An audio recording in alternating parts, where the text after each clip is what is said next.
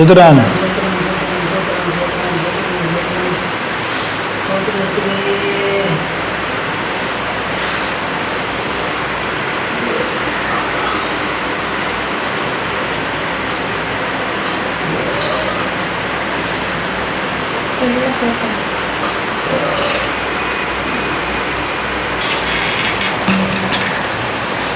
கவனிங்க,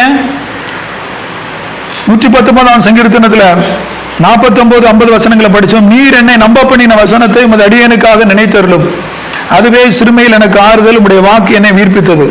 அப்போ நீர் என்னை நம்ப பண்ணின வசனம், நம்ப பண்ணின வசனத்தையும் நடுங்க பண்ணின வசனத்தையும் நாம் படிச்சு கொண்டிருக்கிறோம்.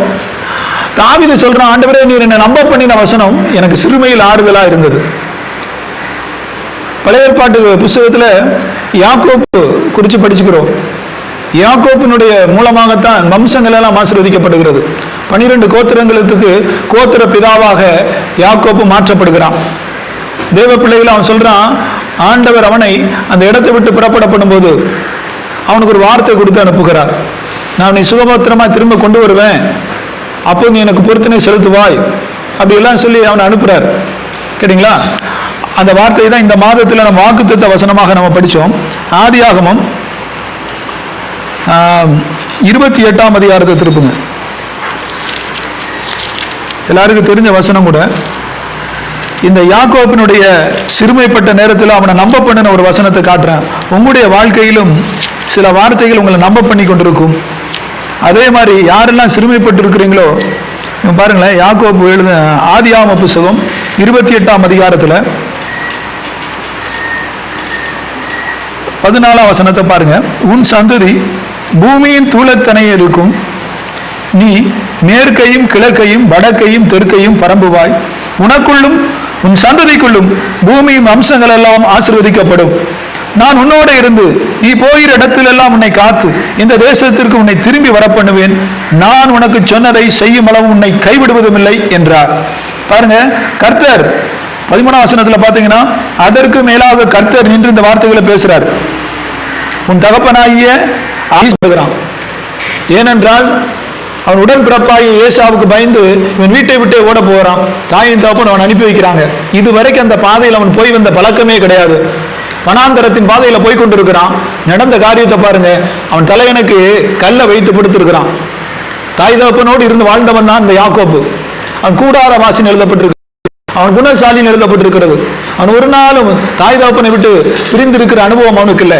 ஆனா அவன் அண்ணனாக ஏசா அவன் வனம் சஞ்சாரியா இருந்தான், வேட்டையாடுதல வல்லவனா இருந்தான். அவன் எங்கெல்லாம் ஊரெல்லாம் சுற்றி வேட்டையாடி விலங்குகளை வேட்டையாடி கொண்டு இருக்கிற பழக்கம். அவன் தாயை விட்டு விலகி போனான். ஆனா இவன் கூடாரத்தை விட்டு விலகாத ஒரு அனுபவம் உள்ளவன் தான் யாக்கோப்பு. ஒரு சில காலங்கள் வரும்போது அவனுடைய கூடாரம் பெயர்க்கப்படுகிறது, இப்ப துரத்தப்படுகிறான். ஒருவேளை நீங்கள் இதுவரைக்கும் ஆதரவா இருந்த சிலரை விட்டு நீங்கள் துரத்தப்பட்ட அனுபவத்தில் இருக்கலாம். கர்த்தருடைய ஆவியானவர் உன்னோடு பேசுகிறார். சகோதரியே சகோதரனே, இந்த வார்த்தைகளை நன்றாக கேளுங்க. யாக்கோப்பை போல நீங்க துரத்தப்பட்டு போய் கொண்டிருக்கிற அனுபவத்தில் இருக்கலாம். நடந்த காரியம் என்ன தெரியுமா? அவன் யாரும் சந்தர் இல்லாம படுத்திருக்கிறான். எந்த நம்பிக்கையுமே கிடையாது. தன்னை வீட்டுக்கு போய் மாமா வீட்டுக்கு போகணும்னு அனுப்புறாங்க. எந்த பாதையில போகணும், எப்படி போகணும்லாம் தெரியல. அவன் போய் கொண்டிருக்கிறான். அவன் போய் கொண்டிருக்கிற வேலையெல்லாம் ஒரு இடத்துல படுத்திருக்கிறான். அவன் படுத்திருக்கிற வேலை ஒரு தரிசனம் உண்டாகுது. அதுக்கு மேல நின்று ஆண்டவர் அவனோடு வாக்கு பேசுகிறார். அந்த வார்த்தைகளை தான் நீங்க அவனை நம்ப பண்ணின வார்த்தை. என்ன பேசுறாரு பாருங்களேன். உன் சந்ததி பூமியின் தூளத்தனையா இருக்கும், நீ மேற்கையும் கிழக்கையும் வடக்கையும் தெற்கையும் பரம்புவாய், உனக்குள்ளும் உன் சந்ததிக்கும் பூமியின் வம்சங்கள் எல்லாம் ஆசீர்வதிக்கப்படும். நான் உன்னோடு கூட இருந்து நீ போகிற இடத்திலெல்லாம் உன்னை காத்து இந்த தேசத்துக்கு உன்னை திரும்ப வர பண்ணுவேன், நான் உனக்கு சொன்னதை செய்யும் அளவு உன்னை கைவிடுவதில்லை என்றார். இந்த வார்த்தையை அவன் நம்பினாங்க. இந்த வார்த்தையின் பிரகாரமே அவனுக்கு சம்பவிச்சது. போகிற இடமெல்லாம் அவனை காப்பாற்றினார். அங்க பாத்தீங்கன்னா அவனுடைய மாமனார் வீட்டுக்கு போறான். அந்த சிறுமைப்பட்டதுல சிறுமையில் அவனுக்கு ஆறுதலா இருந்த வார்த்தைக்காக நான் சொல்றேன், தாவீது நீ நம்ப பண்ணின வசனம் எனக்கு சிறுமையில் ஒரு ஆறுதல். ஆனால் நீங்க வார்த்தைகள் பிடிக்கிறீங்களா? உங்க சிறுமைப்பட்டு கஷ்டப்பட்டு நெருக்கத்தின் பாதையில வியாதிப்பட்டு பலவீனப்பட்டு தரித்திரப்பட்டு இருக்கிற நேரத்துல ஆண்டவர் உங்க நம்ப பண்ணின வசனத்தை நீங்க விட்டு விடாதீங்க. அது அநேகமா இன்றைக்கு அநேக சபைகள் அதை போதிக்கிறாங்க, அநேகர் நீங்களும் ஃபாலோ பண்ணிக்கிட்டு இருக்கலாம். அதை நீங்க விட்டு விடாதீர்கள். உங்களை நம்ப பண்ணின வசனம் அது சிறுமையில் ஆறுதல். அந்த வாக்கு உங்களை உயிர்ப்பிக்கும். அதுல பாருங்களேன், அவன் சொல்றான் பின்னாடி அந்த பெரிய கஷ்டத்தின் பாதையில போய் கொண்டிருக்கிறான். நீங்க பின்னாடி உள்ள வசனங்களை படிச்ச 32ஆம் அதிகாரத்தை திருப்புங்க. 32ஆம் அதிகாரம் 31ஆம் அதிகாரம் 42ஆம் வசனத்தை படிக்கிறேன். 31வது அதிகாரம் 42வது வசனம். என் பிதாவின் தேவனாகிய ஆபிரகாமின் தேவனும் ஈசாக்கின் பயபக்திக்குரியவரும் என்னோடு இராமல் போனால் நீர் இப்பொழுது என்னை வெறுமையாய் அனுப்பிவிட்டிருப்பீர். தேவன் என் சிறுமையும் என் கைப்பிரயாசத்தை பார்த்து நேற்று ராத்திரி உம்மை கடிந்து கொண்டார். என் சிறுமையும் என்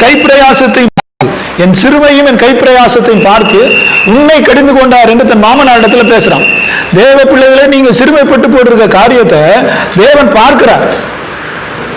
ஏன் சொன்னால, சிறுமைப்பட்டு ஆவியில நொறுங்குண்டு வசனத்துக்கு நடுங்குகிறவனை நோக்கி பார்ப்பேன். இவன் இந்த வசனத்தின் பிரகாரம் வசனம் நம்ப பண்ண வசனத்தோடு போற ஆண்டவர் சொல்றாரு, வம்சங்கள் எல்லாம் உன் மூலமா தான் ஆசீர்வதிக்கப்படும். ஈசாக்கிடத்துல சொல்றார், கடற்கரை மணலத்தனையா அவன் சந்ததி ஆசீர்வதிக்கப்படும். ஈசாக்கு 2 பேர் தான் பிறந்தாங்க. 2 நாளைக்கு பின்பாக அந்த பிள்ளை உண்டாச்சு. கேட்டீங்களா? ஆனா இங்க என்ன நடக்கிறது? ஏசா யாக்கோப்பு அதான் அவங்களுடைய பிள்ளைங்க. ஆனா அந்த யாக்கோப்பு மூலமாகத்தான் சந்ததி 12 கோத்திரங்கள் ஆசீர்வதிக்கப்படுகிறது. தேவ பிள்ளைகள் நன்றாக புரிந்து கொள்ள வேண்டிய சத்தியம் என்னன்னா, நம்ப பண்ணின வசனம் சிறுமையில் உனக்கு ஆறுதலா இருந்தது. அதனால தான் சொல்றான். அவன் என்ன பாதையில போறான் பாத்தீங்களா இல்லையா? அவன் சொல்றான், எல்லாரும் தெரிஞ்சது 20 வருஷ காலமா நான் நம்மிடத்தில் இருந்திருக்கிறேன். 1-2 வருஷங்கள்லங்க, 20 வருஷமா சேவிச்சிருக்கிறான். ஒருவேளை நீங்க 20 வருடத்துக்கு மேலாக நீங்க ஆண்டவரை சேவித்துக் கொண்டிருக்கிற ஒரு ஆளா இருக்கலாம். இல்ல ஆண்டவருக்கு ஊழியம் செய்து ஏதோ ஒரு விதத்துல ஆண்டவருக்கு கண்டு பாடுபட்டு அவரோடு இணைந்து பாடுபடுகிற ஆளா இருந்திருக்கான். சொல்றான், உம்முடைய செம்மறி ஆடுகளில் வெள்ளாடுகளும் சினை அழியவில்லை, உம்முடைய மந்தைகளின் கடாக்களை நான் தின்னவில்லை. ஒன்று நஷ்டத்து கூட நான் உண்டு பண்ணல. ஆனா நீ என்ன பண்ணினேன்னா, பீருண்டதை நான் உம்மிடத்தில் கொண்டு வராமல் அதற்காக நான் உத்தரவாதம் பண்ணினேன். பகலில் களவு போனதையும் இரவில் களவு போனதும் என் கையில் கேட்டு வாங்கினேன். எவ்வளவு கொடூரமான ஒரு மாமா அனாரா இருந்திருக்கிறா பாருங்க. 40ஆம் வசனத்தை பாருங்க. பகலிலும் வெயிலிலும் பகலிலே வெயிலும் இரவிலே குளிரும் என்னை பட்சித்தது. நித்திரை என் கண்களுக்கு தூரமாய் இருந்தது. இவ்விதமாய் பாடுபட்ட ராத்திரி பகல பாடுபடுறான். ராத்திரி பகல பாடுபடுறான். ஆனா அவன் நம்பிக்கொண்டிருந்த என்ன தெரியுமா? ஒரு நாள், இன்றைக்கு இல்லாத ஒரு நாள் என் மூலமா இந்த கோத்திரம் ஆசீர்வதிக்கப்படும், என் சந்ததி நூலத்தனையா பெருகும், நான் கடற்கரை மணலத்தனையா பெருவேன், திரும்பவும் என் தாய் வீட்டுக்கு போவேங்கிற ஒரு நம்பிக்கையோட தான் இருக்கிறாங்க. தேவ பிள்ளைகளை நம்ப பண்ணின வசனம் நிச்சயமா நிறைவேறும் என்பதை நீங்க மறந்து விடாதீங்க. என்ன நடக்குது பாருங்க. இவ்வளவு கஷ்டத்தின் பாதையில போறான். சொந்த ஊரை விட்டு, தன் தாய் தகப்பனை விட்டு, அன்பை விட்டு தூர இடத்துல கஷ்டப்படுறான். ஒருவேளை என் வார்த்தையை கேட்டுக்கொண்டிருக்கிற தேவ பிள்ளையே, நீரும் தூர தேசத்துல கஷ்டப்பட்டு கொண்டிருக்கலாம். ஆனா அந்த யாக்கோப்புக்கு வெளிப்பட்ட அதே வார்த்தை உன்னை நோக்கி வெளிப்படுகிறது. அவன் சொல்றான், நான் திரும்பமாய் தகப்பன் வீட்டுக்கு போவேன், என்னை சுகமாய் கொண்டு வந்து செய்வார், அவர் என்னை சொன்னதை நிறைவேற்றி திருக்கொள்ளும், என்னை கைவிட மாட்டார் ஒரு நம்பிக்கை. அந்த நம்ப பண்ணின வசனத்தை உறுதியா பிடிச்சுக்கிட்டான். அதான் சொல்றான், நான் சிறுமைப்பட்டிருக்கிறத என் தேவன் என்னை கண்டு உன்னை கடிந்து கொண்டார். நீ என்னை கஷ்டப்படுத்தினையே, என்னை இந்த நெருக்கத்தின் பாதையில் என்னை கொண்டு போனையே, உன்னை கடிந்த ராத்திரி வேலையில லாபானுக்கு அவனை தொந்தரப்படுத்த கூடாதுன்னு சொல்லி. தேவ பிள்ளைகளே, நீங்க போற பாதை யாரும் பார்க்கல நினைக்காதீங்க. பாத்தீங்கன்னா அது மாத்திரமல்ல, கோலும் கையுமாய் போனவன் 2 தகப்பன் வீட்டை புறப்படும் போது கோலும் கையுமா புறப்பட்டு சென்னை பட்டணத்துக்கு வரும்போது ஒரு கோலும் கையுமாய் ஒரே வந்திருக்கலாம். இன்னைக்கு எவ்வளவு தூரம் ஆசீர்வதிக்கப்பட்டிருக்கேன் பாருங்க. தேவ பிள்ளைகளை உங்களை அப்படியே விடுகிற, உண்மையாய் தேவனை தேடுகிற எந்த தேவ பிள்ளையும் தேவன் வெறுமையாய் விடுவதில்லை என்பதை ஆணித்தனமாக இந்த வார்த்தையை நான் உங்களை வெளிப்படுத்துகிறேன்.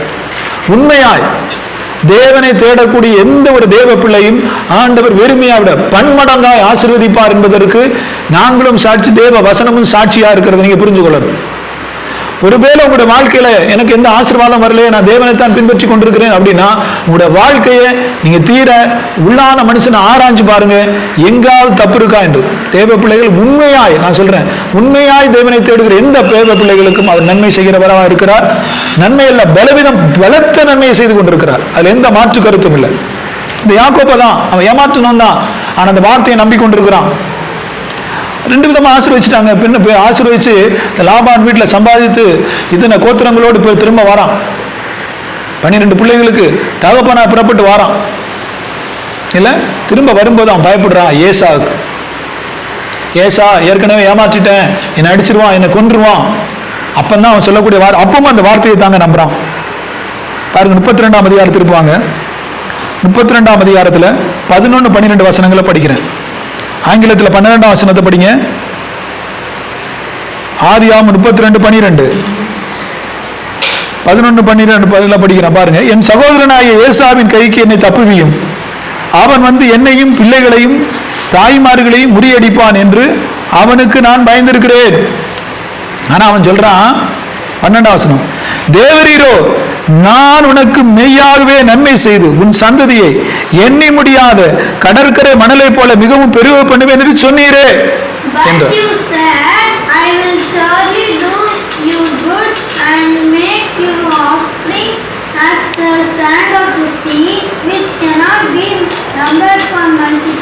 பாருங்க, நீங்க சொன்னீங்களே எண்ணி முடியாத கடற்கரை மணலை போல பெருக பெறுவேன் என்று சொன்னீரே, அவனை நம்பினது அதான் அந்த வசனத்தை சொல்லி ஜெபிக்கிறான். ஆண்டவரே எனக்கு அப்படி சொன்னீங்களே, தேவ பிள்ளைகளே உனக்கு சொன்ன வார்த்தை என்ன நிறைவேறல நினைக்கிறியா? இந்த வருஷத்துல உன்னை சகல ஜாதிகளை காட்டு மேன்மையா வைப்பேன் என்று சொல்லியிருக்கிறார். மேன்மையா வைக்கிறார். அந்த வார்த்தையில எந்த சந்தேகம் இல்லை. சந்தேகப்படாதீங்க, எல்லளவேலும் சந்தேகப்படாதீங்க. யாக்கோப்பு நம்ப பண்ணின வசனம் அதுதான். சிறுமையில் அவனுக்கு ஆறுதலா இருந்துன்னு சொன்னேன். அவன் சிறுமைப்பட்டு போற பாதை, யாருமே சப்போர்ட் இல்லைங்க. தாயினுடைய மடியில செல்லமா வளர்ந்து வந்த யாக்கோப்பு தாய் ஐடியா கொடுத்து அவ்வளவு சொத்துக்களையும் அவ்வளவு காரியங்களும் ஜேஷ்டபுத்திர காலத்து பாகத்தெல்லாம் பிடுங்கி இவங்கையில பெற்றுக்கொள்ளத்தக்கதான விதத்தில் ஆதரவா இருந்த யாக்கோப்பு விரட்டப்படுகிறான். ஒருவேளை நீங்க ஒரு காலத்தில் இப்படிப்பட்ட ஆட்களா இருந்த இப்ப விரட்டப்பட்ட அனுபவத்தில் இருக்கலாம். கவலைப்படாதீங்க. யாக்கோப்பு நம்பின ஒரே ஒரு வார்த்தை, அவன் நம்ப பண்ணின வசனம். என்ன வசனத்தை நம்பினா பாருங்க, ஆண்டவர் அவனை அந்த வனாந்தரத்தின் பாதையில தனிமையா படுத்து கிடக்கிறான் கள்ள தலைவன். அப்ப பேசின அந்த வார்த்தையை அவன் நம்புறான். ஆண்டவரே, அவன் சொல்றான், ஆண்டவர் சொல்லார் என்ன திரும்பவுமா இந்த தேசத்துக்கு கொண்டு வருவேன்னு சொல்லி, நீ சொன்னதை நான் சொன்னதை நிறைவேற்றி தீர்க்க உன்னை கைவிட மாட்டேன்னு சொல்லியிருக்காரு. இதே மாதிரி ஆண்டவர் உங்களை நம்ப பண்ணின வசனத்தை தயவு செய்து விட்டு விடாதீங்க. யாக்கோப்பின் தேவன் நம்முடைய தேவனா இருக்கிறார். அவர் உங்க சொன்னதை செய்யும் அளவு உன்னை கைவிட மாட்டார். ஏசா திரும்பி ஊருக்கு திரும்பி வர்றது கூட அவனுக்கு பிரச்சனையா இருக்குது. தகப்பன் வீட்டுக்கு தான் திரும்பி வரான் 2 பரிவாரங்களோடு. ஏசாவுக்கு வந்து பயப்படுறான். அப்பா என்ன சொல்றான் பாருங்க, அவனை நம்ப பண்ணின வசனம். ஆண்டவரே கடற்கரை ஏன் நம்புறான்னா, என் ஏசா வந்து என் பிள்ளைகளையும் ஆடு மாடுகளையும் கொண்டு போட்டானா அவ்வளவுதான், என்னோட நிலவரமே ஒன்றுமில்லாமல் ஆகிவிடுமே. அதனால அவன் நம்ப பண்ணின வசனத்தை திரும்ப, ஆண்டவரே நீ இப்படி சொன்னீங்களே அப்படின்னு சொல்லி சொல்லிக்கிறான். ஆனா ஏசா எல்லாவற்றையும் மறந்து அவனை சேர்த்து கொண்டு அந்த இடத்துல வாழ்ந்ததாக நம்ம படிக்கிறோம். அதனால தேவ பிள்ளைகள் புரிந்து கொள்ளணும், அவன் நம்ப பண்ணின வசனம் அது நமக்கு சிறுமையில் ஆறுதலா இருக்கட்டும். அந்த வார்த்தைகளை நம்ப பண்ணின வசனத்தை சாத்தானுடைய இருதயத்திலிருந்து எடுத்து போட சத்ருவானம் இன்றைக்கு ட்ரை பண்ணி கொண்டிருக்கிறான். அனைத்து விதமான பாடுகளின் பாதையில போகும்போது உன்னுடைய வியாதி இவ்வளவு பெருசா இருக்கு, உன்னுடைய கொப்பனை இவ்வளவு பெருசா இருக்கிறது, உன்னுடைய காரியங்கள் இவ்வளவு பெருசா இருக்கு, பிரச்சனை இவ்வளவு பெருசா இருக்குன்னு சொல்லி அதை பயன்படுத்தி கொண்டிருக்கிறான். அதை குறித்து பயப்படாதீங்க. நம்ப பண்ணின வசனத்தை நீங்க உறுதியா பிடிச்சு கொள்ளுங்க. ஒரு வசனம் இது, நான் பழைய ஏற்பாட்டில் ஒரு சம்பவத்தை சொன்னேன். புதிய ஏற்பாட்டில் இருந்து நம்ப பண்ணின ஒரு வசனத்தை சுருக்கமா சொல்லிட்டு நடுங்க பண்ணின ஒரு வசனத்தையும் சொல்லி நம்ம நேரா போகலாம். தேவ பிள்ளைகளே, புதிய ஏற்பாட்டினுடைய சம்பவம் எல்லாருக்கும் தெரிஞ்ச ஒரு யோவான் எழுதின சுவிசேஷம் 4ஆம் அதிகாரத்துக்கு திருப்புங்களேன். யோவான் எழுதின சுவிசேஷம் 4ஆம் அதிகாரத்தில், யோவான் எழுதின சுவிசேஷத்துக்கு நேரா திருப்புங்க. 4ஆம் அதிகாரத்தில் 47 இருந்து 54 வசனங்களை படிச்சீங்கன்னா ஒரு சம்பவம் எழுதப்பட்டு 47ஆம் அதிகாரத்திலிருந்து 47ஆம் வசனத்திலிருந்து 54ஆம் வசனம் பக்கம் 130வது பக்கத்தில் இருக்கு. என்ன வசனத்தை படிக்க, நம்ப பண்ணின வசனத்தை குறித்து படிக்கணும்னா 50வது வசனத்தை ஒருத்தர் படிங்க. 50வது வசனம் யோவான் 4:50 படிக்கிறோம் பாருங்களேன். இயேசு அவனை நோக்கி, நீ போகலாம், உன் குமாரன் பிழைத்திருக்கிறான் என்றார். அந்த மனுஷன் இயேசு சொன்ன வார்த்தையை நம்பி போனான். அடிக்கோடிட்டு கொள்ளுங்க, இயேசு சொன்ன வார்த்தையை நம்பி போனான். அவனை நம்ப பண்ணின வார்த்தை, இயேசுவின் வாயிலிருந்து புறப்பட்ட ஒரு வார்த்தை அவனை நம்ப பண்ணினது. தேவ பிள்ளைகளை, நீங்க பிரசங்கம் பண்ணும்போது வார்த்தை உங்களை நம்ப பண்ணியிருக்கலாம், இல்ல நீங்க பைபிளை படிக்கும்போது வார்த்தை நம்ப பண்ணியிருக்கலாம். யாரோ சொன்னதை இல்லை நீங்க நம்பிக்கொண்டா, உங்க இருதயத்துல இந்த வார்த்தை நம்புற மாதிரி வந்துச்சா, இல்ல அந்த வார்த்தைகள் நீங்க உறுதியா பிடிச்சு கொள்ளுங்க. இவன் சொல்றான், இயேசு சொன்ன வார்த்தையை நம்பி போனான். அது அவனுக்கு ஆறுதலா இருந்தது. நான் உங்களுக்கு விளக்கி காட்டுறேன். பழைய ஏற்பாட்டில் இருந்து யாக்கோப்பினுடைய சம்பவத்தை சொன்னேன். புதிய ஏற்பாட்டில் இந்த ராஜாவின் குமாரனாய் ஒருத்தன் வியாதிப்பட்டிருக்கிறான். நீங்க அந்த அதிகாரத்தை 4ஆம் அதிகாரத்தை எடுத்து வச்சுக்கொள்ளுங்க. சில வார்த்தைகளை படிக்கிறேன். இயேசு யூதேயாவிலிருந்து கலிலேயாவுக்கு வந்தார் என்று அந்த மனுஷன் கேள்விப்பட்ட போது அவரிடத்திற்கு போய் தன் மகன் மரண அவசியா இருந்தபடியினால் அவனை குணமாக்கபடி வர வேண்டும் என்று அவர் வேண்டிக் கொண்டான். கொஞ்ச நேரத்தில் சுத்து போறான், கொஞ்சம் குணமாக்குங்க ஆண்டவரேன்னு சொல்லி இயேசுவை பற்றி கேள்விப்பட்டு அவர் இடத்துல போறான். ஆனா இயேசு என்ன சொல்றா பாருங்க. அப்போது இயேசு அவனை நோக்கி, நீங்கள் அடையாளங்களை அற்புதங்களை காணாவிட்டால் விசுவாசிக்க மாட்டீர்கள் என்றான்.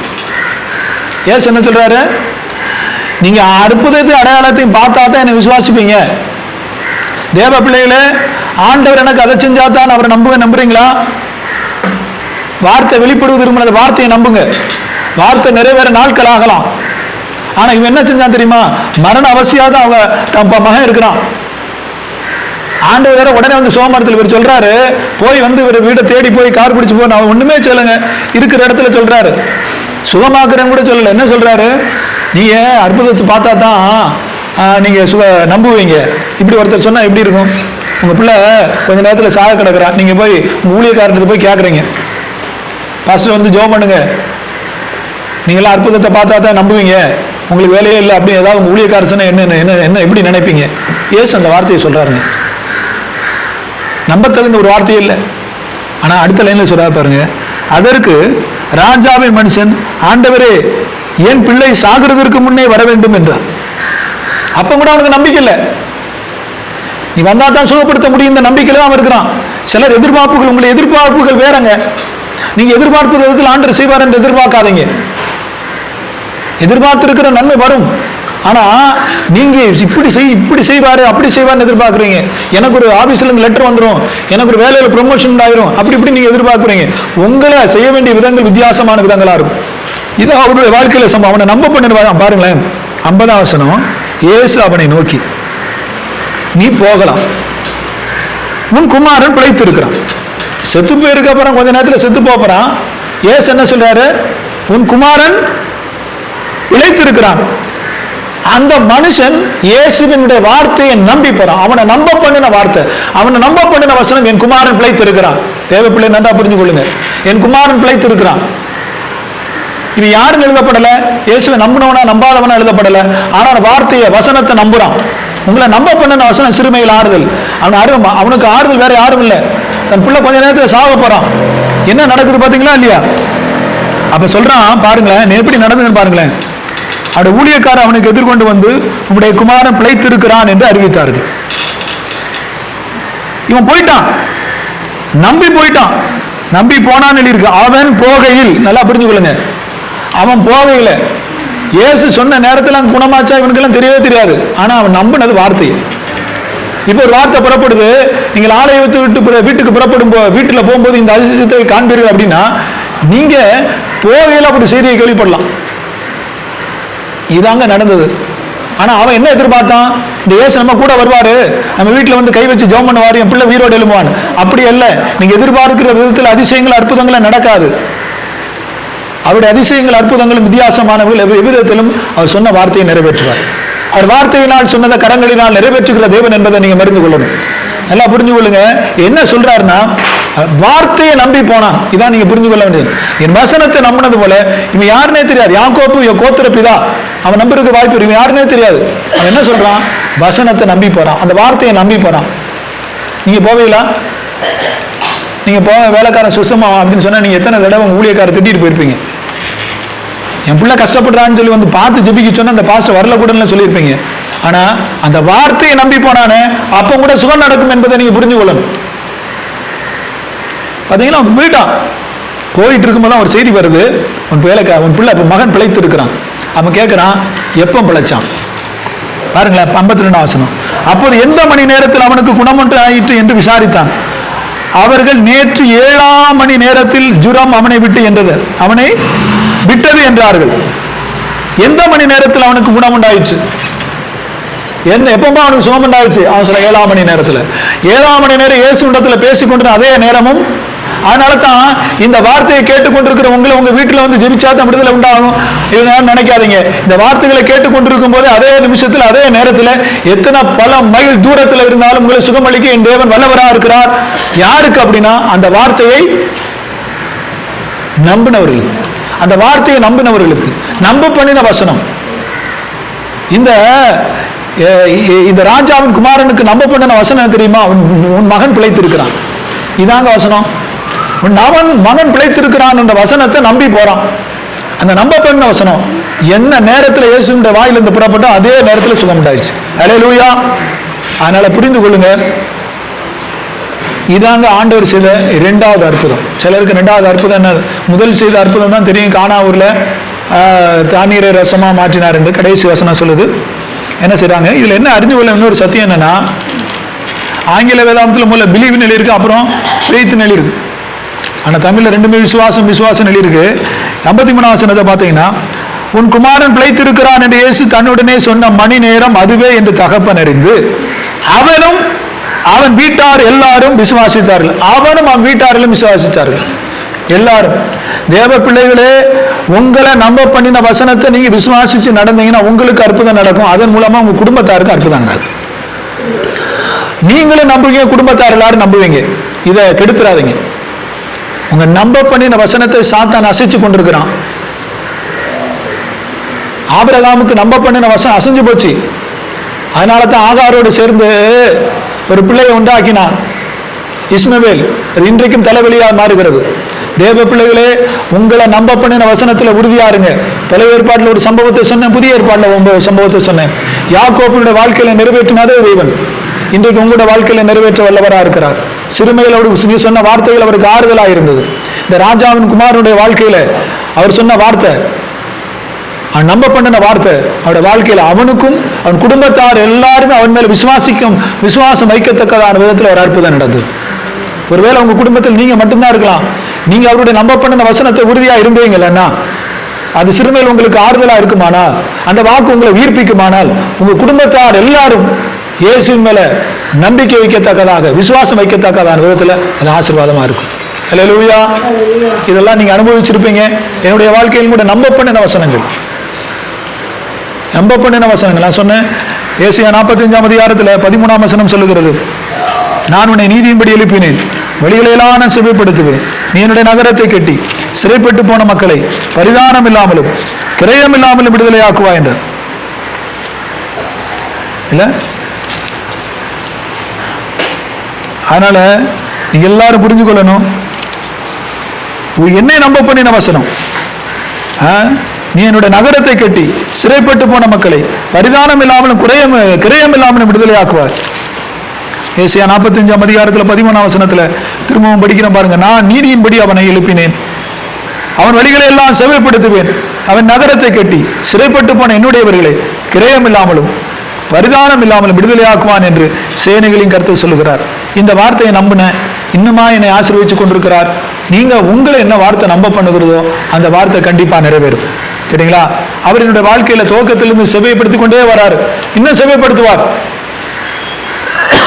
அது மாத்திரமல்ல, அவருடைய நகரத்தை கட்டத்தக்கதான சிறைப்பட்டு போன மக்களை வசனத்தினாலும் பரிசுத்த ஆவியினாலும் விடுதலை ஆக்கக்கூடிய 2 விதமான ஊழியத்தை செய்யத்தக்கதான விதத்தில் விடுதலையாக்கி அவரிடத்துல கிரயம் பேசாமலும் பரிதானம் வாங்காமலும் இந்த வேலையை செய்ய இதுவரைக்கும் கர்த்தர் பலப்படுத்தி இருக்கிறார். இந்த வார்த்தையை நம்பின, இந்த வார்த்தை எனக்கு சிறுமையில் மாறுதலா இருந்திருக்கு. எவ்வளவு நெருக்கமான பாதையில் கூட கர்த்தரின் தேவைகளை சந்திச்சிருக்கிறார், காரியங்களை எல்லாம் நிறைவேற்றி தந்திருக்கிறார். அது எனக்கு ஆறுதலா இருக்கிறது. அந்த வாக்கு என்னை உயிர்ப்பித்து இருக்கிறது. ஆகையினால என்னுடைய வாழ்க்கையில செய்திருக்கிறார், யாக்கோபின் வாழ்க்கையில செய்திருக்கிறார், புதிய ஏற்பாட்டு சம்பவத்தில் சொன்ன அந்த ராஜாவுடைய குமாரனுடைய வாழ்க்கையில செய்திருக்கிறார்.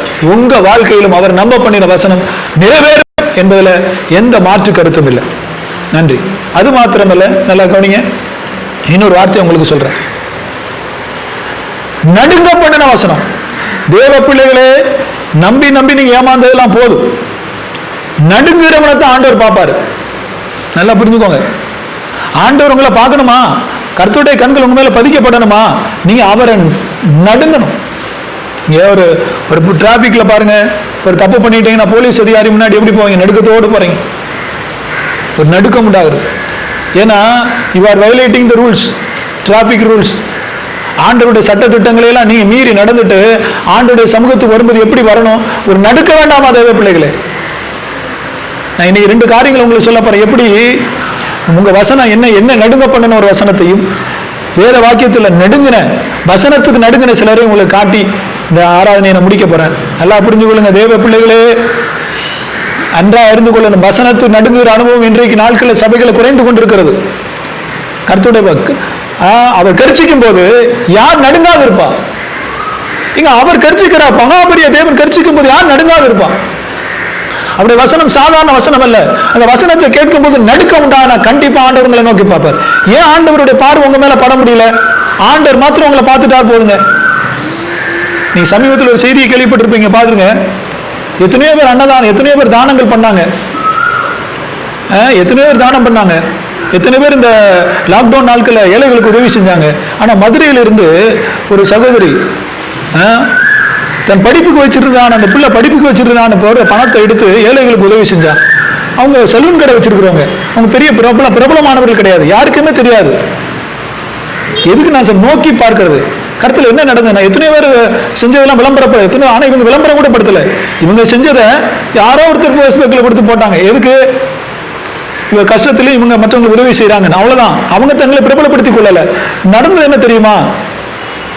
அதை நோக்கி பார்க்கப்பட்டது, பிரசிடென்டால பிரைம் மினிஸ்டரால நோக்கி பார்க்கப்பட்டது. இப்ப ஐநா சபையினுடைய ஒரு பிரதிநிதியா போகக்கூடிய அளவுக்கு ஆண்டவர் உயர்த்திட்டார். பாத்தீங்களா? இதாங்க நோக்கி பார்க்கிறது.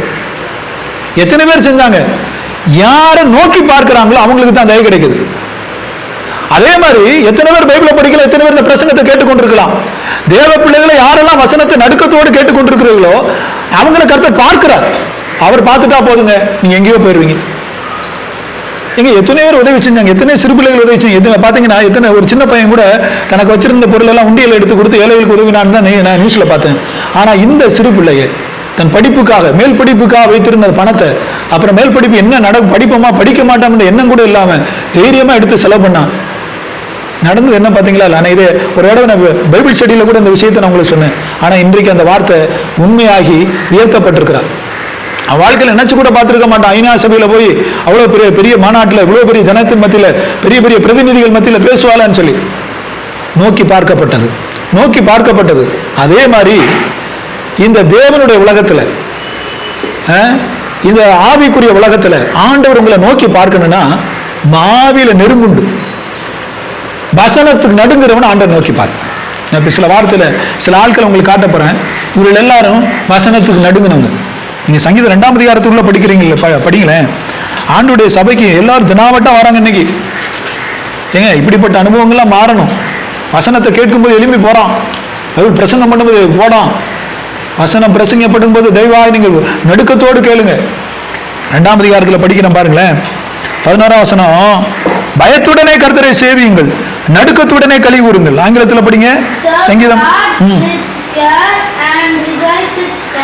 ட்ரம்பிளிங். உங்களை நம்ப பண்ணின வசனத்தை கேட்டீங்க, ரொம்ப சந்தோஷமா இருந்தது. தேவ பிள்ளைகளை நம்ப பண்ணிறதை காட்டில நடுங்கிற மக்களை தான் ஆண்டவர் நோக்கி பார்க்கிறார். அவங்க எல்லாம் மிகப்பெரிய லெவலில் ஆண்டவர் ஆசீர்வதிச்சு உயர்த்திருக்கிறார் என்பதற்கு நான் வேதத்திலிருந்து சாற்றா உங்களுக்கு சொல்றேன். மிகப்பெரிய அளவில் ஆண்டவர் உயர்த்தி இருக்கிறார். இதுவரைக்கும் யாராலும் செய்ய முடியாத வெளிப்பாடுகளும் காரியங்களையும் தந்து உயர்த்தப்பட்ட தேவ மனிதர்கள் 2 பேர் உங்க முன்னாடி நிறுத்துறேன். இவர்கள் எல்லாருமே வசனத்துக்கு நடுங்கினவர்கள் என்பதை நீங்க மறந்து போகாதீங்க.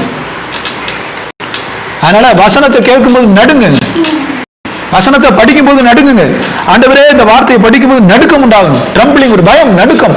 அவர்களை கண்டிப்பா ஆசீர்வதிக்கப்படுறார். முதலாவது ஒரு ஆளை உங்களுக்கு காட்டுறேன். தானியேல் புத்தகத்தை உங்களுக்கு காட்டுறேன் பாருங்களேன். எல்லாரும் என்னோட கூட வேத புத்தகத்தை தானியேல் புத்தகம் 10ஆம் அதிகாரத்தை திருப்புங்க. தானியேல் புத்தகம் 10ஆம் அதிகாரத்தில் 11ஆம் வசனத்தை ஒருத்தர் படிங்க. தானியேல் புத்தகம் 10ஆம் அதிகாரம் 11ஆவது வசனம். எல்லாருக்கும்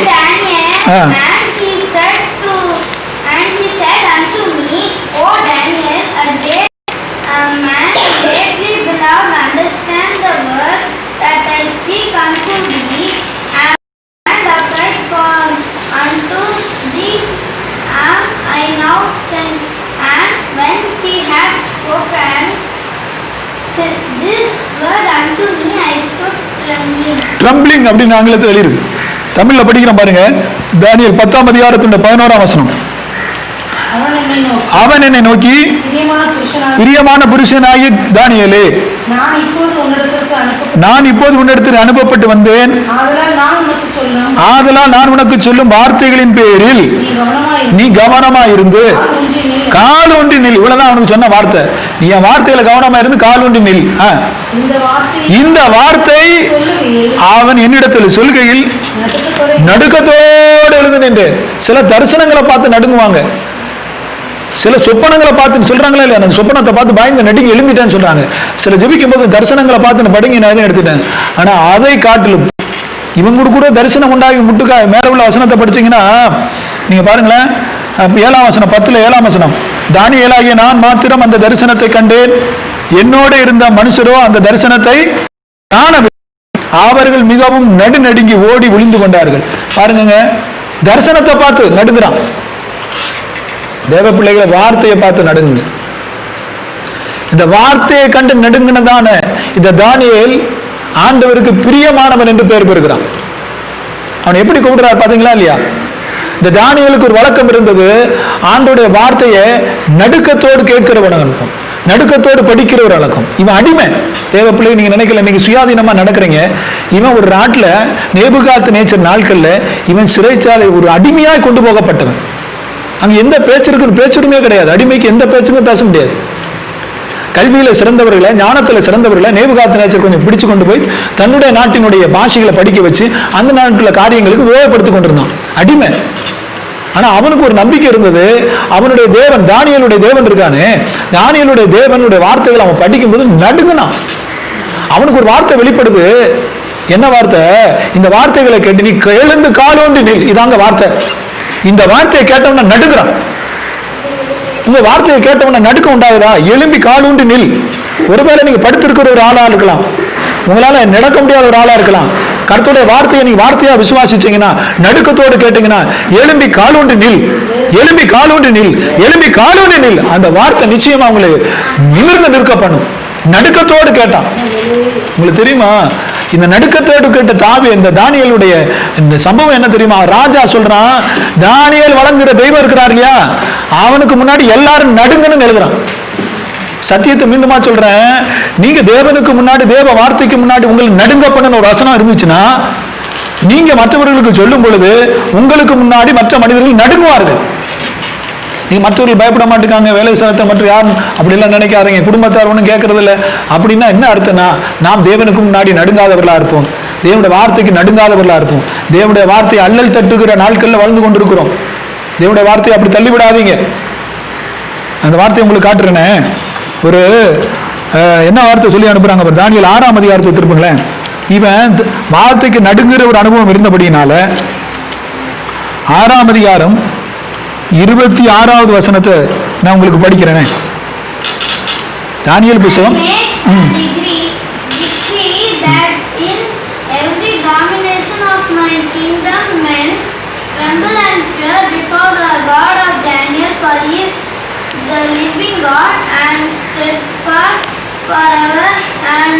போதும்.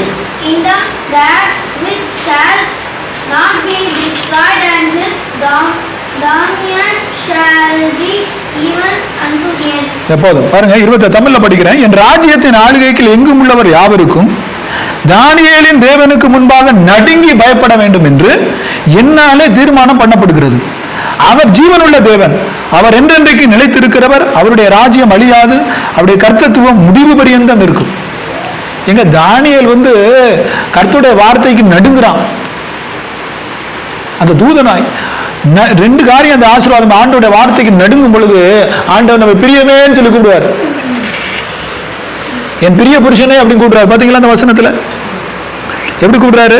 11ஆம் வசனம் துவக்கம், என் பிரியமான புருஷனாகிய தானியேலே. உங்களை அப்படி கூப்பிடுறாரா? தேவ பிள்ளைகளை மனவாட்டி சபை பிரியமான்கிற நிலவரத்தில் வரணும். என் பிரியமோ உத்தமியோ ஒரு சின்ன பேர் இருக்கு. ஆண்டவர் எல்லாரும் மேலும் பிரியப்பட மாட்டார். எத்தனையோ சபைகள், எத்தனையோ ஜனங்கள் கேட்டுக்கொண்டிருக்கலாம். ஆனா இந்த நல்மைப்பின் அன்பின் ஆலயத்தோடு ஐக்கியப்பட்ட என்னுடைய வார்த்தைகளை, தேவனுடைய வார்த்தைகளை கேட்டுக்கொண்டிருக்கிற பிள்ளைகள் எல்லாரும் பிரியங்கிற நிலவரத்துக்குள்ள வரணும். கேட்டீங்களா? மனவாட்டி சபை பிரியங்கிற நிலவரத்துக்கு வரணும். தானியேல் அப்படி வந்தான். காரணம், ஏன் பிரியமான தானியேல்னு சொல்றாரு? எந்த எரேமியாவை அப்படி எல்லாம் சொல்லல, ஏசாயா அப்படி சொல்லல, தானியேல் அப்படி சொல்றாரு. ஏன் அப்படி சொல்றாருன்னா, அவன் வசனத்துக்கு நடுங்கிறான், நடுங்கிட்டான். தேவ பிள்ளைகளை கை ஊப்பி நான் கேட்டுக்கொள்ற காரியம், வசனத்துக்கு நடுங்குங்க. வசனத்தை ஏனோ தானே புறையை எழுந்து விடாதிருங்கள். வசனத்துக்கு நடுங்குறவனை ஆண்டவர் நோக்கி பார்க்கிறார். தானியேல் வசனத்துக்கு நடுங்கினான். எழும்பி கால் ஊண்டி நின்னுங்கிற வார்த்தை அவன் கேட்டவன நடுக்கம் பிடிக்குது. ஏன்னா அவனோட முற்பிதாக்கள் எல்லாம் தப்பு செஞ்சு இவ்வளவு பெரிய சிறையிருப்புக்கு போயிட்டாங்க, இவ்வளவு பெரிய தண்டனைகள் இருக்கிறது. அந்த வேதத்தை படிக்கும் போது அவனுக்கு அந்த புத்தி வருது, ஐயோ என் ஜனங்கள் எல்லாம் இப்படி தப்பு பண்ணதுனால தான் நான் இப்படி சிறைச்சாலையில இங்க கஷ்டப்படுறேன். அவன் என்ன பண்ணான் தெரியுமா? அதுல எழுதியிருக்கு, இத்தனை வருஷம் வரைக்கும் இந்த பாடம் அனுபவிக்க வேண்டும் சொல்லி அந்த புஸ்தகங்களின் மூலமா அறிந்து கொண்டே அதை படிக்கிறான். அப்பதான் அவன் ஜெபிக்கிறான் உபவாசித்து. அந்த நேரத்தில் வெளிப்பட்டிருக்கப்பட்ட காரியங்கள் தான் இது. அதனால நீங்க வேத புத்தகத்தை நடுக்கத்தோடு படிங்க. பாருங்க 9ஆம் அதிகாரத்துல 2ஆம் வசனம், போன வாரத்திலே முந்தின வாரம் நினைக்கிறேன், அது கூட சொன்னேன். தானியேலாகிய நான், தானியேல் 9:2 படிக்கிறேன். தானியேலாகிய நான் எருசலேம் பால் கடிப்புகள் நிறைவேறுகிற 70 வருஷம் செல்லும் என்று கர்த்தர் எரேமியா தீர்க்கதரிசியோடு சொல்லிய வருஷங்களின் தொகையை புஸ்தகங்களால் அறிந்து கொண்டேன். புஸ்தகத்துல படிக்கும்போது தெரிஞ்சு போச்சு இப்படிப்பட்ட காரியம் இருக்கு. உடனே என்ன பண்ணானா, நான் உபவாசம் பண்ணி ரெட்டிலும் சாம்பலில் உட்கார்ந்து தேவனாய் ஆண்டவரை ஜெபத்தினாலும் விண்ணப்பங்களில் தேட என் முகத்தை அவருக்கு நேராக்கினேன். அப்ப நீங்க வசனத்தை படிக்கும் பொழுதுதான் அது உங்களை நடுக்கத்தோடு படிக்கும் பொழுது உங்க காரியங்களை வெளிப்படுத்தி உபவாசத்தோடு ஆண்டவரை தேடும் பொழுது சிறையிருப்பிலிருந்து கர்த்தர் உங்களை விடுதலை கொண்டு வருவார். நடுங்க பண்ணின வசனம், இவனை நடுங்க பண்ண வசனம் வேற ஒண்ணும் இல்லைங்க. இவனை நடுங்க பண்ண வசனம் வேற ஒண்ணும் இல்லை. எழும்பி கால் ஒன்று நில். பயப்படுறான். ஏன்னா அவனுக்கு கை காலெல்லாம் தடறி போச்சு, முட்டுக்கள் எல்லாம் புரண்டு நிலை இருக்கு. நீங்க அந்த 10ஆம் அதிகாரம் படிச்சீங்களா, பின்னாடி உள்ள வசனத்தை பாத்தீங்களா, அப்படிப்பட்ட அனுபவங்களான உங்களுக்குள்ள வேணும். 10ஆம் அதிகாரத்தில் 16ஆம் வசனத்தை படிக்கிறேன் பாருங்களேன். 15, 16 படிங்க.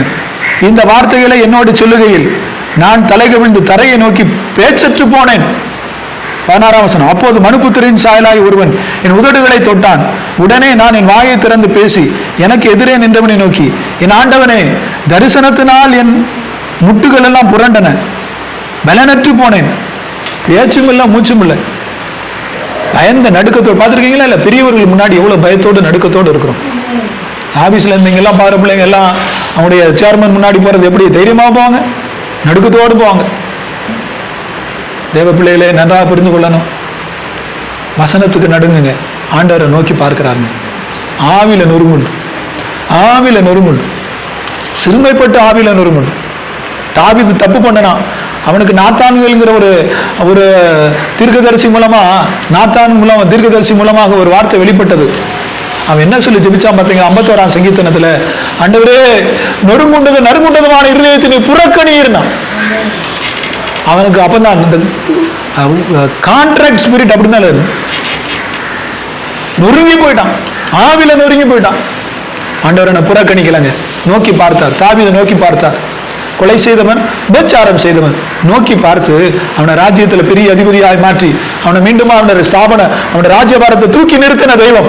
ஒருவேளை உங்க வாழ்க்கையில நீங்க அப்படிப்பட்ட காரியங்கள் வந்திருக்கலாம். இன்றைக்கு தீர்மானம் பண்ணுங்க, ஆண்டவரே, நான் வசனத்தை நடுங்கி பார்க்காதனால, இந்த வசனத்துக்கு நடுங்காதபடினால என் வாழ்க்கையில எத்தனையோ காரியங்கள் தப்பு சம்பவிச்சு போச்சு, எனக்கு மனம் இறங்குங்கன்னு சொல்லி எல்லாரும் ஜெபம் பண்ணுங்க.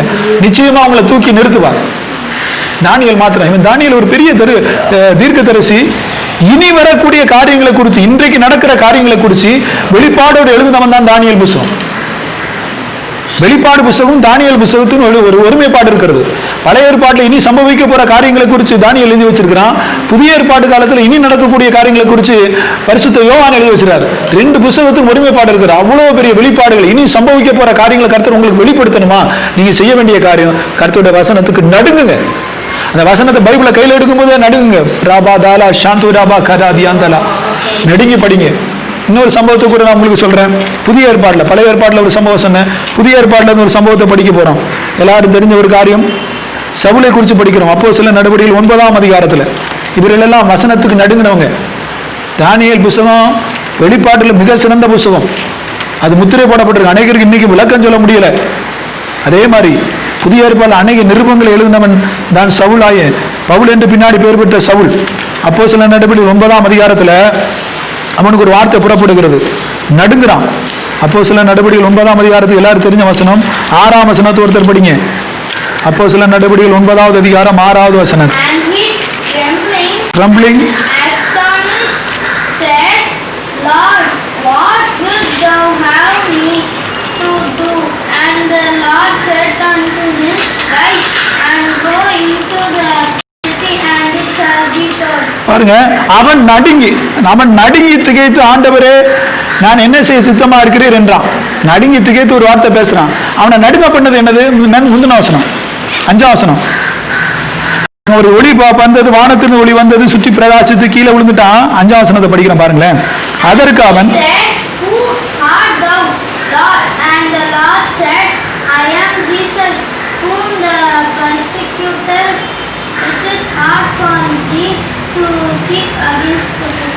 அவனை நடுங்க பண்ண என்ன தெரியுமா?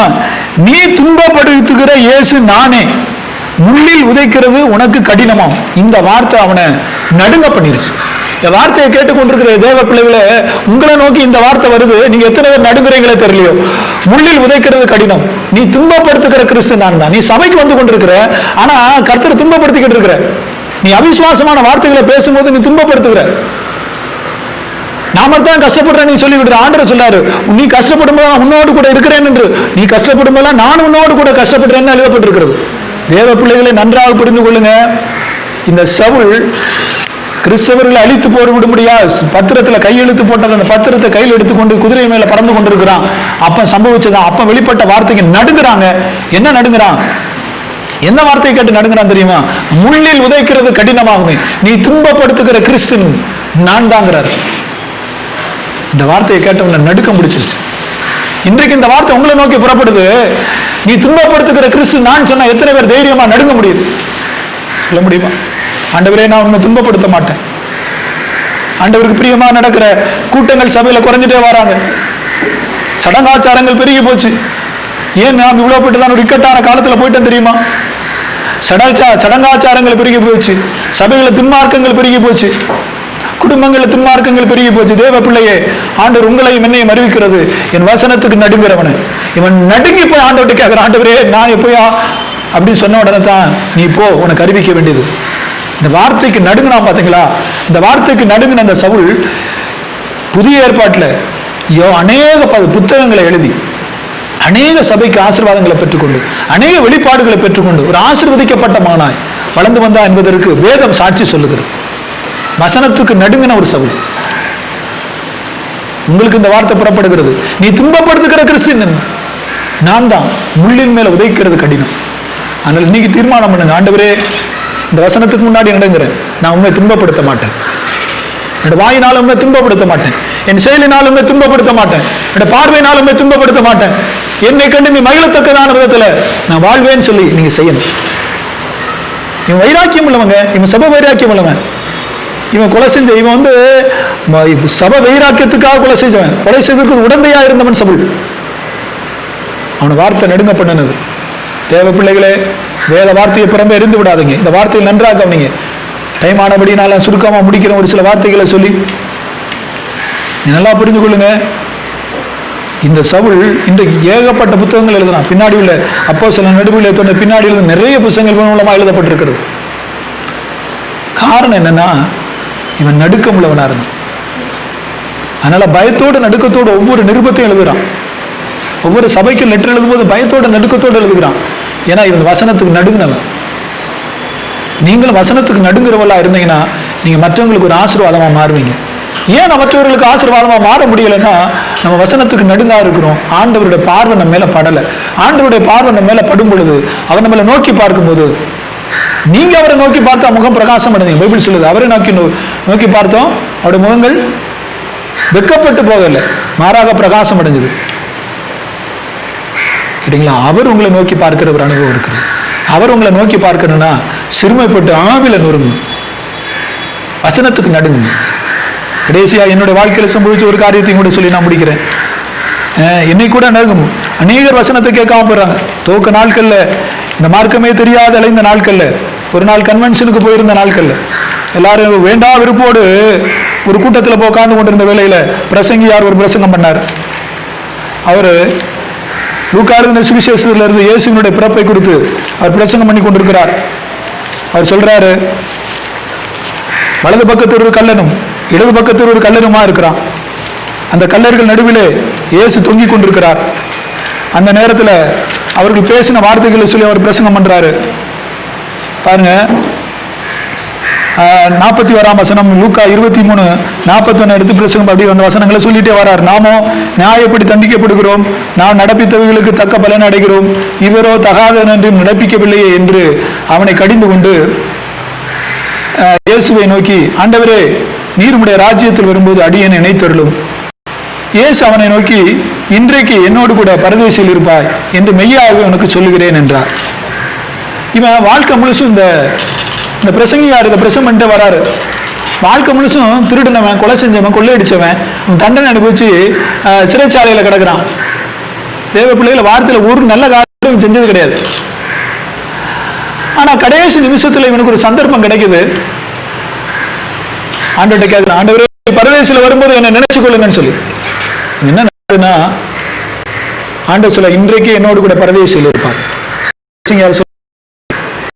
அந்த கல்லன் அப்படிப்பட்ட ஒரு சந்தர்ப்பம் கிடைச்சது. இன்னைக்கு மறிச்சா நீ எங்க போவ? நீ கல்லனை போல மனம் திரும்ப விரும்புகிறாயோ அப்படிங்கிற வார்த்தை, நீ கல்லனை போல மனம் திரும்ப விரும்புகிறாயோ என்ற வார்த்தை பல நாட்களாய் துணித்துக் கொண்டிருந்தது. இந்த வார்த்தை என்னை நடுங்க பண்ணினது. ஆண்டவரே, இன்னைக்கு இந்த வாலிப பிராயத்தில் நான் ஆண்டவரை உம்பக்கம் வரவிட்டா இன்றைக்கு உம்பக்கம் வர முடியும். கல்லனை போல மரம். இன்னைக்கு சாவு, 6லும் சாவு, 100லும் சாவுங்கிறான். அவன் மறிச்சு பார்த்தா எங்க போவோம்? அந்த நம்பிக்கையோடு அன்னைக்கு ஒப்பு கொடுத்த அந்த நடுங்க பண்ணின வசனம், நீ கல்லனை போல மனம் திரும்ப விரும்புகிறாயோ. கல்லனை போருக்கு ஒரு சந்தர்ப்பம் உண்டாச்சு. மறிக்கிறதுக்கு முன்னாடி ஆண்டவரை சந்திக்க உனக்கு இப்போ ஆண்டவர் சந்திக்கிறார். இன்றைய அனுக்கிரக காலம், இன்றைய ரட்சணிய நாள். இந்த வார்த்தைகள் தாங்க, இந்த வார்த்தைகளை நடுங்க பண்ணிடுது. கொஞ்ச நாள் அங்கேயே காத்திருந்து அடுத்த ஒரு சந்தர்ப்பம் வரும்போது நான் ஓடி போய் ஞானஸ்நானம் எடுத்துக்கொண்டேன், ஆண்டவருடைய பிள்ளையாய் மாறினேன். அதற்கு பின் இந்த வசனத்தை நடக்க முடியாத எத்தனையோ பரீட்சைகள், சோதனைகள் வந்தது. ஆனாலும் வசனம் என்னை விடலை, வசனம் என்னை விடவில்லை. பரிசுத்த ஆவியை தந்தார். மறுபடியும் நம்ம ஆண்டவருடைய பாதையில் நடக்க முடியாது. எத்தனையோ பாதைகள் வந்த போதிலும் வசனம் என்னை உயிர்ப்பித்தது. அவர் நம்ப பண்ணின வசனம், அந்த வசனம், அந்த வாக்கு என்னை உயிர்ப்பித்தது. இன்ன வரைக்கும் நடத்தி கொண்டிருக்கிறார். இந்த வார்த்தைகளை கேட்டுக்கொண்டிருக்கிற எல்லா தேவ பிள்ளைகளும் நம்ப பண்ணின வசனத்தையும் நடுங்க பண்ணின வசனத்தையும் உங்களுக்கு காட்டிருக்கிறேன். எல்லாரும் என்னோடு கூட சேர்ந்து முழங்கால் படிட்டு ஜெபிக்கிறீங்களா? உங்களுடைய வாழ்க்கையிலும் நம்ப பண்ணின வசனங்கள் நிறைய இருக்கும். அதே சமயத்தில் நடுங்க பண்ணின வசனங்களை நீங்க கவனத்தில் கொள்ளுங்க. நம்ப பண்ணின வசனங்களை சொல்ல சொன்ன அநேகர் எல்லாரும் சொல்லிட முடியும். ஆனால் உங்க நடுங்க பண்ணின வசனங்களை நீங்க மறந்து விடாதீங்க. அதுதான் அநேகரை நடுங்க பண்ணும். நீங்க வசனத்தை நடுங்குனீங்கன்னா உங்களோட வார்த்தைக்கு முன்னாடி அநேகர் நடுங்குவாங்க. இன்னைக்கு என்னோட வார்த்தைகளை கேட்டுக்கொண்டிருக்க அநேகர் நடுங்கலைன்னா நான் உணர்கிற ஆண்டவரே, நம்முடைய வார்த்தைக்கு நடுங்காதபடியினால என்னுடைய கேட்டுக்கொண்டிருக்க தேவ ஜனங்கள் நடுங்கி போகாது இருந்திருக்கலாம். ஆனால் நடுங்கினவர்கள் சமுதாயத்திலும் பரலோகத்திலும் இந்த பூலோகத்திலும் மிகப்பெரிய அளவில் ஆசீர்வதிக்கப்பட்டிருக்கிறார் என்பதை வேத வசனத்தின் அடிப்படையில் சொன்னேன். சவுல் அவ்வளோ பெரிய பரிசுத்தவனாய் மாறி ஆசீர்வதிக்கப்பட்டான். காரணம், நீ துன்பப்படுத்துகிற கிறிஸ்து நான் காரணம். வார்த்தையை கேட்டவன நடுங்கி விழுகிறான். ஆண்டவரே, நான் உண்மை எப்ப துன்பப்படுத்தினேன். தானியேல் இந்த வார்த்தைகளை கேட்டவன நடுங்கிறான். நீ எழும்பி கால் ஒன்றி நில்லுங்கிற வார்த்தையை கேட்கிறான். விழுந்து போய் கிடக்கிறான். அந்த வார்த்தையை கேட்டவன் நடுங்கி போயிட்டான். நடுங்கினவனுக்கு ராஜா சொல்றாரு, தானியேலின் தேவனுக்கு முன்பா எல்லாரும் நடுங்குங்கடான்னு சொல்றாரு. ஆலயத்துக்கு போறோம், என்னோடு கூட இவனுக்கு ரூம்ல உங்க வீடுகளை ஆராதிச்சு கொண்டிருக்கீங்க. எத்தனை பேர் நடுக்கத்தோடு ஆராதிக்கிறீங்க தேவ பிள்ளைகளை? அன்றைய சமூகத்தில் ஒப்பு கொடுக்குறீங்களா? பயத்தோடு அவரை சேவியுங்கள், நடுக்கத்தோடு வராது. ஏனோ தானே அந்த வாழ்கிற வாழ்க்கை போதும். தேவ சமூகம் அவர் நடுக்கம் பிடிக்கணும். ஆண்டவர் நம்ம பார்க்கிறார், நடுக்கம் இருக்குமானா நிச்சயமா உங்களை பார்ப்பாருங்க. யாரும் பார்க்கல அப்படின்னு நினைக்காது, நடுக்கத்தோடு நீங்க இருங்க. கர்த்தர் நிச்சயமா உங்களை ஆசீர்வதிப்பார். இந்த வார்த்தைகள் மூலமா கர்த்தர் உங்களை ஆசீர்வதிப்பாராக. ஜெபம் பண்ணுங்க, ஜெபம் பண்ணுங்க.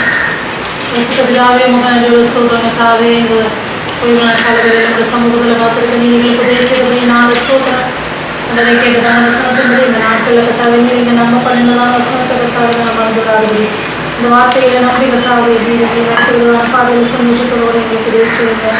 அதுவே எப்போதும் இந்த வசனத்தை கட்டாவே நாங்கள் நடுங்குகிறவர்களா நோக்கி பார்க்கிறவர்கள், நடுங்குகிறவர்கள் நோக்கி பார்க்கிறவர்கள் என்று சொல்லுங்கப்பா. இந்த வசனத்துக்கு நாங்கள் நடுங்கி காலத்தில் கட்டாவே நீங்கள் எங்களுக்கு உதவி செய்வீங்கப்பா. இந்த ஆசீர்வாதங்களை பெற்றுக்கொள்ளுக்கு உதவி செய்யுங்க. நாங்கள் மற்றவர்களுக்கு ஆசீர்வாதமாய் காலப்படுறதுக்காக உதவி செய்யுங்கப்பா. நாங்கள் ஒரு கூட இருக்கிறதுக்காக நீ செய்வதான பெரிய காரியங்களுக்கு கூட நாங்கள் எந்த தேசத்திற்காக தானே எந்த தேவன் பெரியவர்கள் உயர்த்தப்பட்டிருக்கிறதுக்காகவே நாங்கள் ஆராதிக்கிற எங்கள் தேவன் பெரியவர்கள் கட்டாவே ஒவ்வொருவருக்கும் நாங்கள் அறிந்திருக்கிறதான விதத்தில் நாங்கள் வாழ நீங்கள் எங்களுக்கு உதவி செய்யுங்க. பேசின மகனை மறைத்து நீ விருப்பப்படினால ஸ்தோத்திரம். திருவிழா வார்த்தைகளை பேசினபடினால ஸ்தோத்திரம். எங்கள் ஒவ்வொருவரையும் எங்கள் காலையில் திருவிழா கருத்துக்கு காய்க்கிறோம். விதைத்தலான இந்த விதையானது கட்டாவே 30 நாள் 100 நாள் பலன் கொடுக்க என் தேவனை நீ உதவி செய்யுங்க. அந்த கருத்தை காய்க்கிறோம். எல்லா ஆராதனையும் கருத்தை பொருட்படுத்தினதற்காக ஸ்தோத்திரம். உங்களுடைய எல்லா விசுவாசிகளும் எனக்கு ஆசீர்வதினால ஸ்தோத்திரம். ஆலை வேலைகள் எல்லாம் திருவிழமாக முடிக்கப்பட்ட கருத்தில் எங்களோட ஆவியாக்கம் செலுத்தி காலத்தில் ஏற்படுத்துகிறோம். ஆமென். எல்லாரும் சேர்ந்து சொல்றீங்களா? என் ஆத்துமாவே உங்களுள்ளமே பரிசுத்த நாமத்தை சொல். என் ஆத்துமாவே அவர் செய்த சகல உபகாரங்களை ஆமென். நம்முடைய கர்த்தராகிய இயேசு கிறிஸ்துவின் கிருபையும் தேவனுடைய அன்பும் பரிசுத்த ஐக்கியம் அந்யோன்யமும் நம் அனைவரோடும் கர்த்தருடைய வருகை மட்டும் கூட இருப்பதாக. அல்லேலூயா, அல்லேலூயா, அல்லேலூயா. எல்லாருக்கும் ஸ்தோத்திரம். சமாதானத்தோடு போய் வாங்க. கர்த்தர் உங்களை ஆசீர்வதிப்பாராக. ஆமென்.